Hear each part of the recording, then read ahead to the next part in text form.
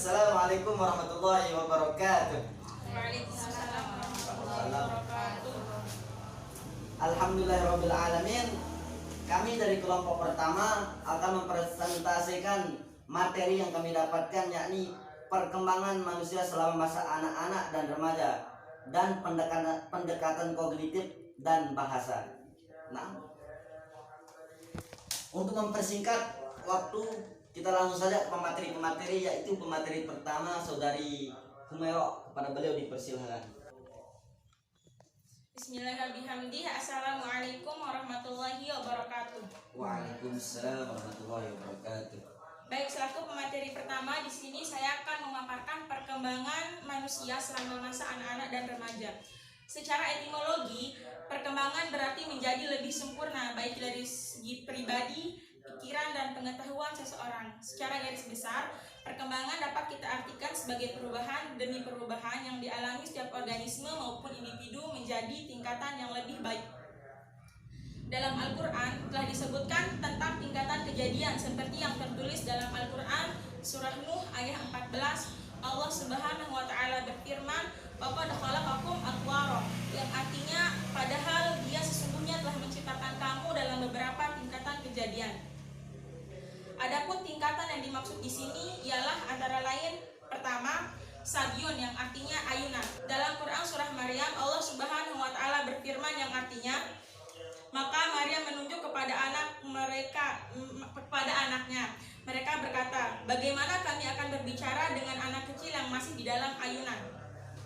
Dari potongan ayat ini kita dapat menarik sebuah kesimpulan bahwa anak yang masih dalam ayunan itu adalah anak kecil atau bayi yang tidak mungkin bisa diajak berbicara. Kemudian selain itu ada juga yang dinamakan dengan tingkatan aktif. Tiflu ini biasanya berasal dari kata tiflun atau anak-anak. Secara bahasa, tif mempunyai beberapa arti, yaitu lemah dan lembut. Ibnu Manzur mengutip pendapat Abu Haytham. Beliau mengatakan bahwa bayi disebut tif bila ia lahir dari rahim ibunya sampai ia akil balik atau dewasa. Tingkatan ketiga di sini disebut walad. Walad artinya anak. Hal ini terdapat dalam surah Al-Baqarah ayat 233 yang artinya, "Wahai para ibu, hendaklah menyusukan anak-anaknya selama 2 tahun penuh, yaitu bagi yang ingin menyempurnakan penyusuannya. Dan kewajiban ayah adalah memberi makan dan pakaian kepada para ibu dengan cara yang ma'ruf," dan seterusnya. Dari ketiga tingkatan tersebut dapat kita simpulkan bahwa sabiun, tif, dan walad menunjukkan kepada masa kanak-kanak. Di mana pada masa ini terjadi pertumbuhan dan perkembangan yang sangat cepat, terutama pada tahun-tahun pertama anak dilahirkan. Tahap ini dimulai dari sejak anak berumur 0 sampai 30 tahun, yang dimana masa usia 30 tahun adalah usia yang dianggap telah mencapai tingkat kematangan penuh, baik dari segi fisik maupun intelektual. Secara umum, perkembangan fisik tubuh manusia mengikuti 2 prinsip. Yang pertama di sini ada kepalukaudal. Menurut prinsip kepalukaudal, urutan kematangan dan pertumbuhan fisik dimulai dari kepala sampai pada daerah tulang ekor. Dan perkembangan fisik tubuh manusia yang kedua mengikuti prinsip yang bernama proksimodistal. Menurut prinsip proksimodistal dimulai dari daerah pusat tubuh ke daerah yang sangat jauh. Selama masa prakelahiran, dada dan kemudian telapak terbentuk pertama kali, diikuti dengan tungkai kaki, kemudian telapak tangan dan kaki. Perkembangan anak-anak itu cepat sekali, terlebih saat mereka memasuki dunia sekolah. Biasanya perkembangan paling cepat terjadi pada usia anak rata-rata usia 3-6 tahun. Pada usia ini anak-anak sudah mulai menunjukkan kemampuan fisik maupun kemampuan kognitifnya. Pada usia 6 tahun rata-rata setiap anak sudah mulai bisa berbicara, mendekati hampir sempurna. Mereka mulai bisa menyampaikan keinginan-keinginan dan kebutuhan mereka. Mereka juga bisa mulai mampu untuk menceritakan pengalaman-pengalaman mereka setiap harinya. Oleh karena itu, setiap anak yang berada pada fase ini harus mendapat perhatian ekstra dari orang tua, karena teman sebaya dan lingkungan memiliki pengaruh yang sangat kuat untuk perkembangan dan pertumbuhan kepribadian anak untuk selanjutnya. Kemudian tingkatan yang keempat disebut fata. Fata berarti pemuda. Ada pula yang mengartikan fata ini sebagai budak, karena seorang budak sekalipun sudah tua tetap saja tetap saja dipandang seperti anak kecil karena tidak memiliki kebebasan. Rasulullah Shallallahu Alaihi Wasallam bersabda dalam sebuah hadis yang diriwayatkan oleh Bukhari, Muslim, Abu Dawud, dan Imam Ahmad, menganjurkan panggilan fata untuk budak dan tidak memakai kata abdun yang artinya hamba. Dalam Al-Quran, kata fata disebutkan sebanyak 10 kali. Salah satunya dalam surah Al-Kahfi ayat 10 yang berbunyi, Id awal fityatu ilal kahfi faqalu rabbana atina min ladunka rahmah wa hayyi lana min amrina rasyada, yang artinya ingatlah tatkala para pemuda itu mencari tempat berlindung ke dalam gua, lalu mereka berdoa, wahai Tuhanku, berikanlah rahmat kepada kami dari sisimu dan sempurnakanlah bagi kami petunjuk yang lurus dalam urusan kami ini. Kata fityah dalam potongan ayat tersebut adalah bentuk jamak yang menunjukkan makna sedikit. Kata ini bukan saja sekedar mengisyaratkan kelemahan para pemuda dari segi fisik dan jumlah yang sedikit, tetapi juga pada usia ini rentang terjadi kelabilan dan mereka belum cukup memiliki pengalaman. Masa perkembangan remaja dimulai dengan masa puber, yaitu kurang lebih usia mencapai 12 hingga 14 tahun. Masa puber atau masa permulaan remaja adalah masa di mana kemampuan fisik dan intelektual berkembang dengan cepat. Pertengahan masa remaja adalah masa yang lebih stabil untuk semakin bisa menyesuaikan diri terhadap lingkungan dan mulai berintegrasi dengan perubahan permulaan remaja, yaitu dimulai dari usia 14 sampai 16 tahun. Dalam usia-usia seperti ini, masalah emosi yang berhubungan dengan perkembangan fisik, kognitif, dan sosial adalah hal yang umum.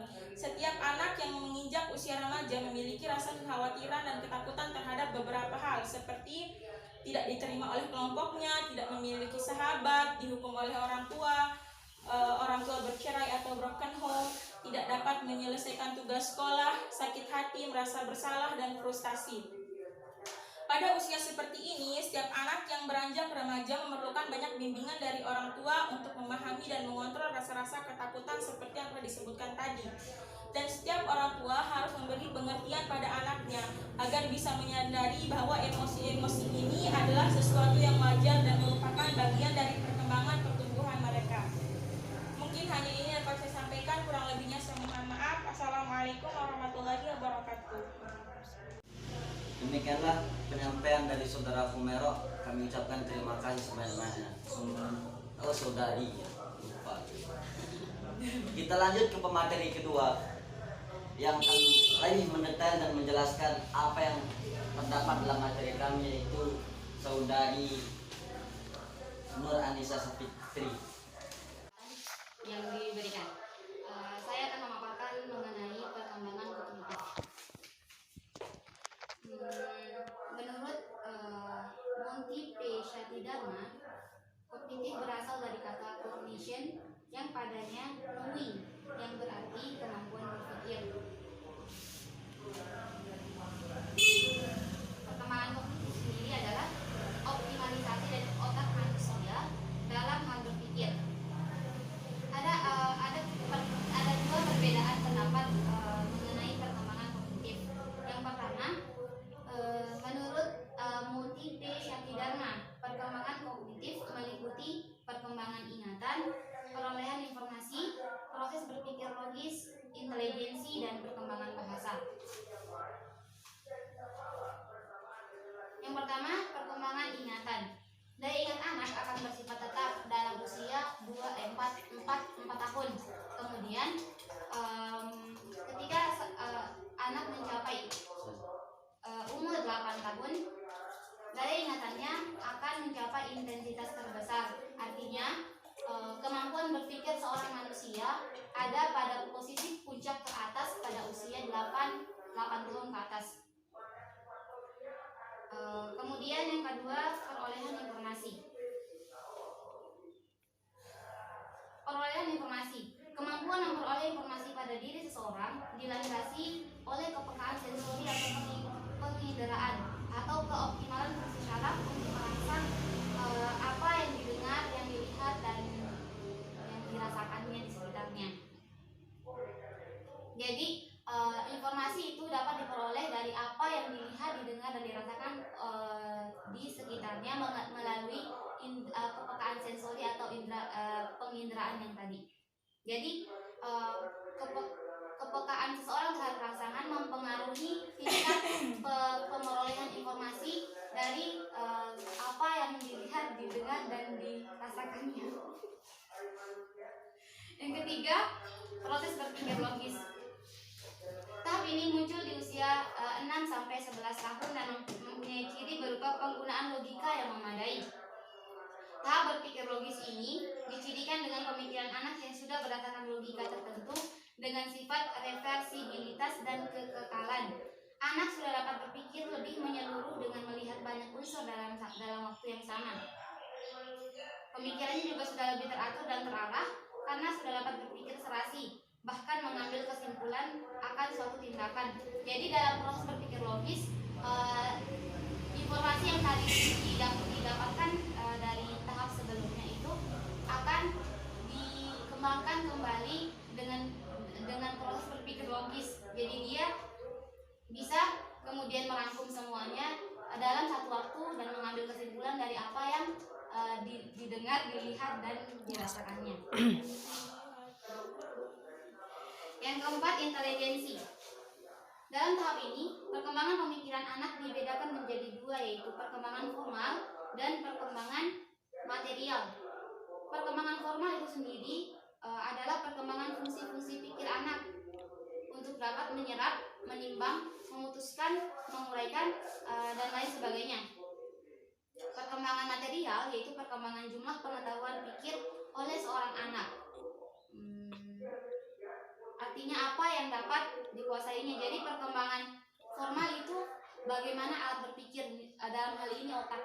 Jadi dalam tahap inteligensi ini, tahap pertama perkembangan formal. Perkembangan formalnya itu berupa perkembangan alat pikir. Sedangkan perkembangan materialnya itu materi apa yang didapatkan dari alat berpikir tersebut. Jadi seberapa banyak informasi, ilmu, atau keterampilan yang dia kuasai dari perkembangan materi tahap formal yang tadi. Kemudian perkembangan bahasa. Pada akhir tahun pertama kelahiran anak dan menjelang awal tahun kedua, ada pertumbuhan dan perkembangan anak yang menonjol, yakni mulai menunjukkan kemampuan untuk dapat berjalan sendiri dan kemampuannya untuk dapat berbicara dan berbahasa. Penguasaan bahasa anak secara berangsur, akan tetapi mengikuti bakat serta ritme perkembangan yang dialami. Yaitu, jadi untuk perkembangan bahasa nanti akan lebih bisa dilanjutkan oleh saudari saya Abita.